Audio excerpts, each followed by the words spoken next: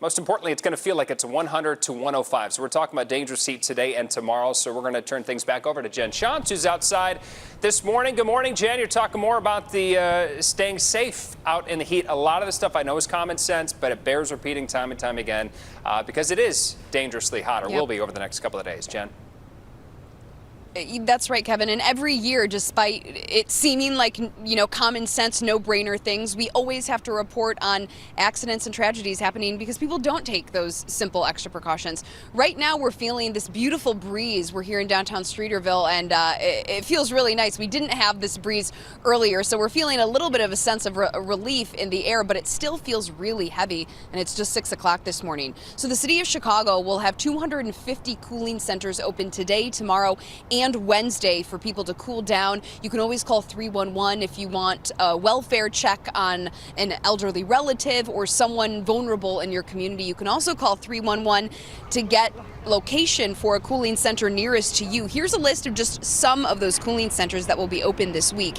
Now, yesterday, so many people flocked to city beaches to cool off, but for those heading into work or back to school today, avoiding being outside too long and staying hydrated is key, says Dr. Juanita Mora with the American Lung Association. And in heat like this, it's so important to watch for symptoms of heat stroke, too. Things like dehydration, fatigue, fainting, cramping, or nausea. The heat index today, as you mentioned, expected to be near 105, and it's only going to climb higher tomorrow.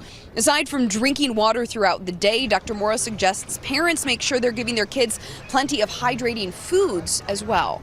Snacks are very good as well, too, and they're very hydrating. So you can send them with a little pack of grapes, a little bit pieces of oranges cut up as well, too. If they're walking to school, make sure they wear their sunblock and hats and light actual clothes. She suggests breathable fabrics like cotton for adults and kids. If you have asthma, you are at a greater risk of heat stroke. So be mindful, listen to your body, and stay indoors when you can today. And Kevin mentioned that a lot of these reminders are common sense. Every year we remind people not to leave pets or kids inside a car in this heat, even if you're just running into the store for a moment. One way to remind yourself: think about leaving a cell phone or a bag in the back seat. That way you are forced to double check that your car is empty every time you reach a destination. We showed you a list of some of those cooling centers. If you'd like to see the full list, just head to our website, nbcchicago.com.